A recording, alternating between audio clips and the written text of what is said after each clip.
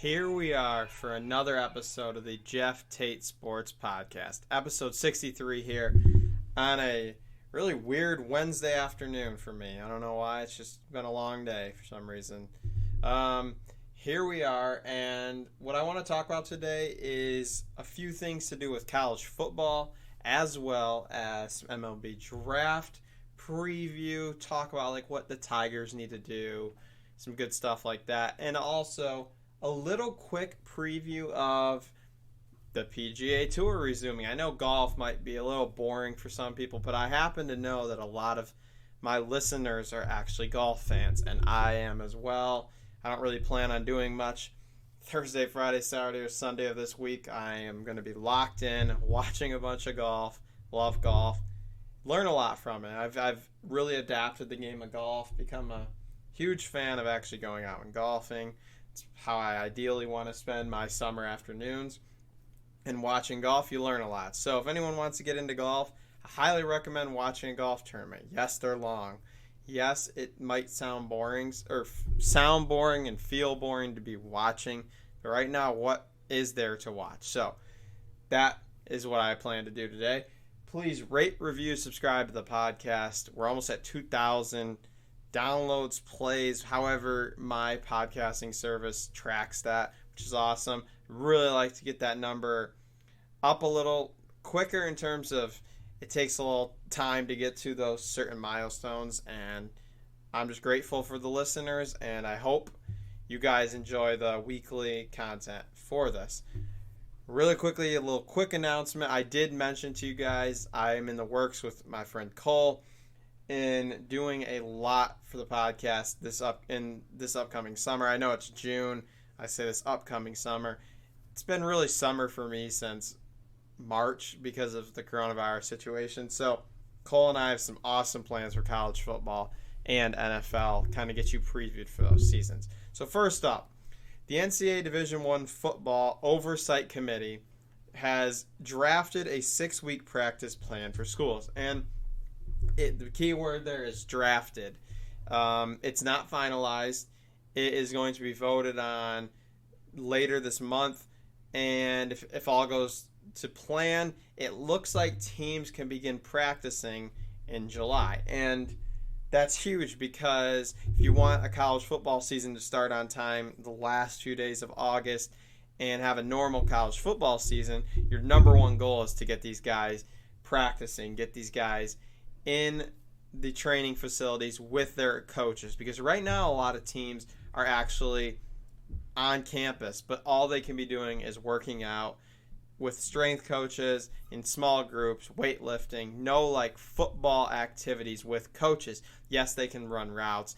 Yes, they can do sport or position specific drills, but with no coach. So if it's a pretty good way to explain it is player coaches. Like let's use Ohio State for an example. Justin Fields is their quarterback. If he got all the quarterbacks together and said, hey, we're going to do some throwing for an hour, and let's get the receivers here and we'll throw to them. They can do route running, we can work on play, stuff like that. Little things, but it shows that the NCAA really wants to have a college football season. Why wouldn't they? It's their biggest revenue sport for college sports, and fans love it, and I love it. Like, I don't know what I'd do without a college football season. It'd be really tough. And I mentioned Ohio State. They came back to school on Monday.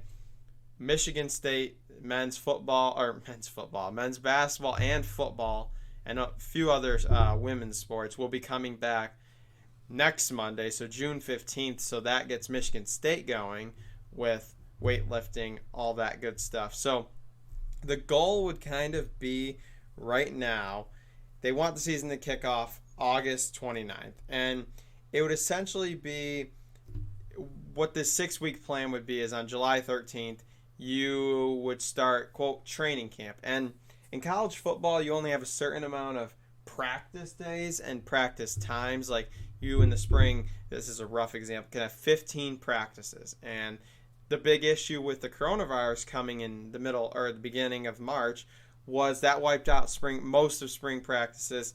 You didn't get your spring games. You missed out of a lot of development of your players and kind of seeing where your team is at. And so by them starting this voluntary training camp in a way in July, that would give coaches an extra few weeks to have practice time, because usually college football practices start in August. This would give them a few extra weeks, which would allow for coaches and players to make up the missed time that was taken away due to the coronavirus coming in March. So I look at this, and it should be approved. A lot of safety features are in that.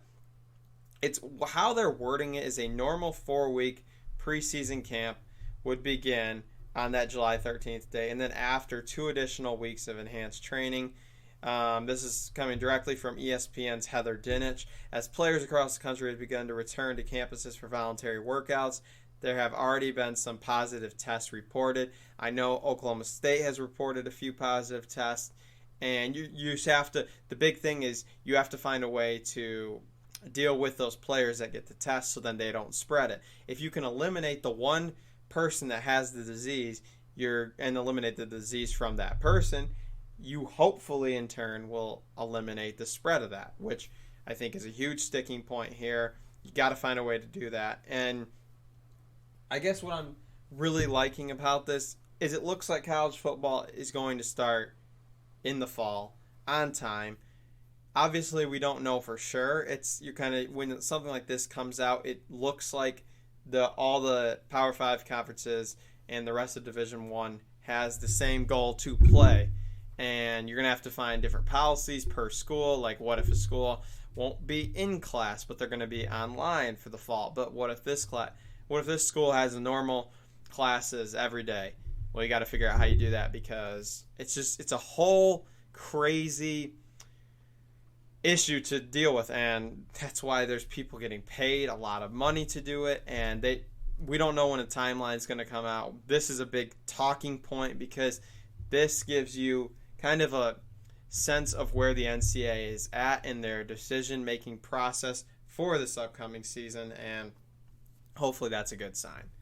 Transition now into the MLB draft. The MLB draft is tonight, Wednesday, June 10th, and for a guy who's a big Detroit Tigers fan like myself, it's a huge night. The draft is the number one place where you can get talent. And sadly, but also fortunately, the Tigers have been at the top of the draft in the last 3 to 4 years. And yeah, it's tough because, we're not competing for the division. We're not competing for a pennant. Well, right now we don't have the team to do that. And the best way to deal with and embrace that is by rebuilding. And we're in a rebuild. It's pretty obvious. And tonight we have the number 1 pick. And the prospects that Detroit has right now in their system, phenomenal. You have 3 top-of-the-line pitchers in Casey Mize, Matt Manning, and Tariq Skubal. And that's great. And the pitching looks like they're all going to be major league stars. And I just honestly, from reading what they've done in spring training before that was cut short, they look ready and are probably 1 to 2 years ready or away from being in the majors at a consistent level. But we need hitters. And there's 2 hitters at the top of this draft that the Detroit Tigers definitely are going to pick one of these 2, and that's Spencer Torkelson, a first baseman out of Arizona State. He's 6'1", 220, and has extremely good power. And he's the favorite. He's the, quote, clubhouse favorite to be the first overall draft pick, and he's who I want as a Detroit Tigers fan because I think he gives the Tigers the best ability to field a roster that is going to compete in the next few years. And nothing take away from number 2 prospect, Austin Martin, who I fully expect to go number 2 if Torkelson does go number 1. He's a third baseman / outfielder out of Vanderbilt, and you can't go wrong with any of these top 2 guys. And his upside compared to Torkelson is he's a better hitter. He is faster, very good defensive player. Torkelson's not his number one goal is not defense. He's a hitter. He is exactly what I want as a Detroit Tigers fan, because I want to have the Miguel Cabrera replacement that we're going to need in a few years. Apologies for my dog barking. Interestingly enough, if he is the first overall pick in the draft, he would actually be the first baseman to be drafted since a long, long time ago. And it's cool because Tigers make history there. And if we can draft Torkelson, it'll really set the Tigers up for having a good fielding, a good hitting team. Because, yes, I talked about pitching is phenomenal here in Detroit. 5 of our top 10 prospects are pitchers and are very good. And then last year, our first round pick was Riley Green, an outfielder who I'm just extremely excited about. The one thing in baseball you have to think about, and a lot of people don't, and that's why they don't understand rebuilds. They don't understand how teams build from championship team into a championship team. It takes time. It's not like the NBA where, let's say this past year, the New Orleans Pelicans draft Zion Williamson, and immediately he is the star of that team after his injury. He took the NBA over by storm. You don't see that, and that's just how baseball is. Guys need development. They're coming out of college, sometimes out of high school like Riley Green, and they just need time, and that's, you have to be able to afford time or you're going to screw up these players. It's like, it's kind of a comparison for those of you that like the NFL.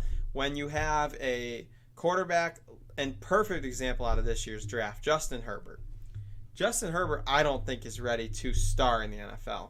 I think he's 1 to 2 years away from starring in the NFL. But you have to be able to afford him the time to do that. Because if you rush him on the field week 1, he struggles.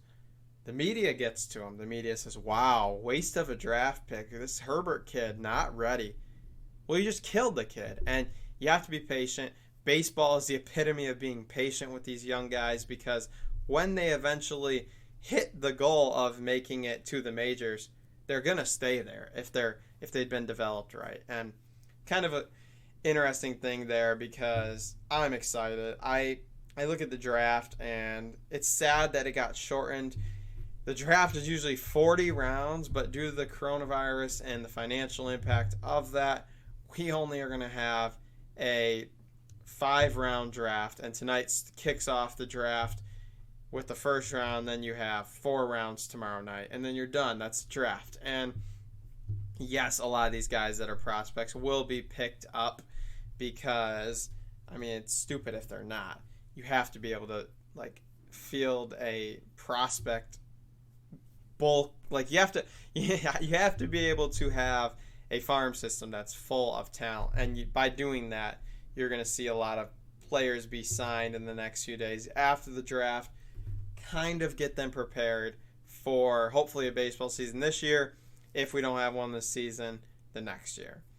So finally on the podcast today, I want to talk about golf. And golf has had a, quote, hiatus like almost every other thing has. And we have not had a golf tournament since the beginning of March, when it was the Players' Championship. And tomorrow, live golf, the Charles Schwab Challenge at Colonial Golf Club in Fort Worth, Texas. And I am so excited, because I have grown to enjoy watching golf, enjoy playing golf, and for there to be a tournament tomorrow, I can't be more excited.